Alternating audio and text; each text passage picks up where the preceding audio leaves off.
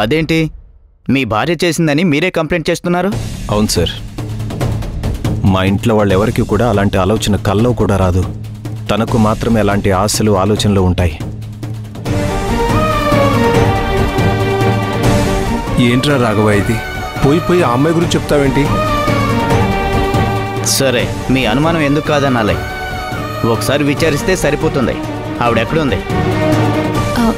గదిలో ఉంది ఎస్ఐ గారు. ఒకసారి పిలవండి.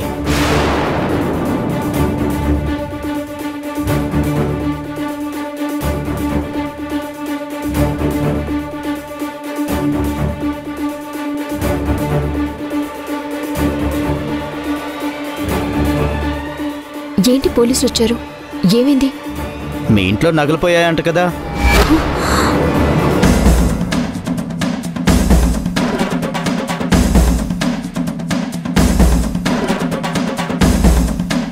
అవునా? నాకు తెలీదు సార్. నగలు పోయాయని మీ భర్త పోలీస్ కంప్లైంట్ కూడా ఇస్తే మీకు తెలియకుండా ఎలా ఉంటుంది? ఆయనకు మీ మీదే అనుమానంగా ఉంది.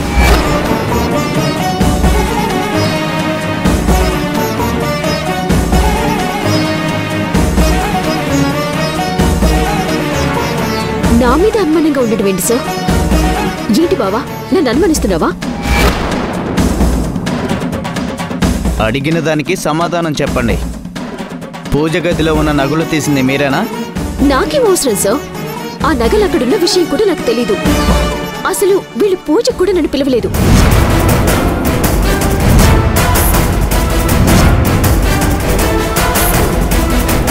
ఇంట్లో ఎవరి మీద తనకి అనుమానం లేదు. పర్టికులర్గా మీ గురించే చెప్పాడంటే ఆయనతో కంప్లైంట్ తీసుకుని మిమ్మల్ని స్టేషన్కి తీసుకెళ్లాల్సి ఉంటుంది. మర్యాదగా నిజం చెప్పండి, నగలు తీశారా లేదా? అయ్యో లేదు సార్, నాకు అసలు ఏం తెలీదు. నేను అసలు ఈ ఇంటి కోడల్ని. నా ఇంట్లో దొంగతనం చేయాల్సిన అవసరం నాకేంటి?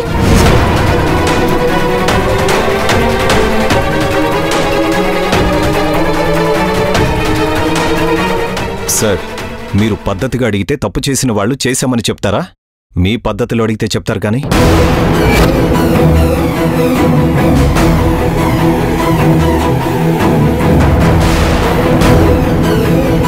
అడిగిన దానికి మర్యాదగా నిజం చెప్పు, లేదంటే నువ్వే ఇబ్బంది పడాల్సి వస్తుంది.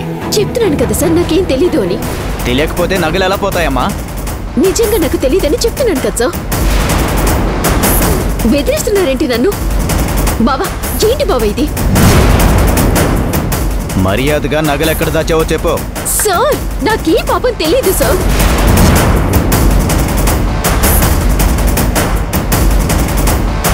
ఇలా అడిగితే నువ్వు నిజం ఎందుకు చెప్తావు?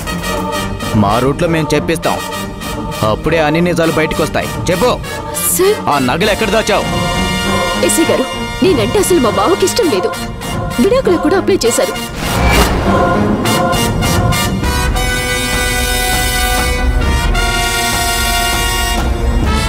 ఇంట్లో నుంచి పంపించడానికి ఏ దారి తోచక ఇదిగో ఇలా నా మీద నింద మోపుతున్నారు.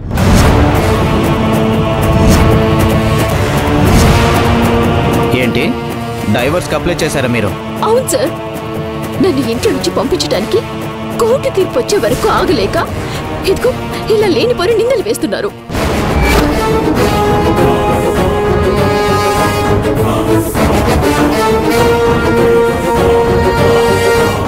రాఘవ్ గారు, భార్యతో కలిసి ఉండడం ఇష్టం లేదంటే అలాంటి విషయాలు మీరు తెలుసుకోవాలి. ఇలాంటి ఫాల్స్ కేసు పెట్టడం ఏంటండి?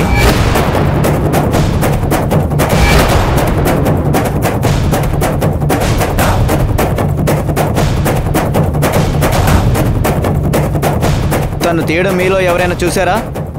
లేదు సార్. లేదు సార్. మరి తనే తీసిందని మీరు ఎలా చెప్తారండి?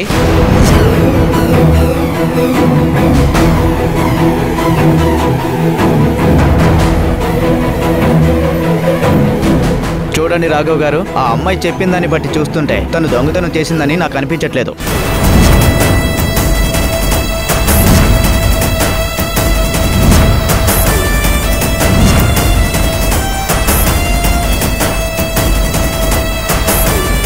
త్వరలో పెళ్ళుంది, నగలు అవి ఇంట్లో ఉంటాయని మీ ఇంటి గురించి బాగా తెలిసిన వాళ్ళెవరో చేసిన పనిది.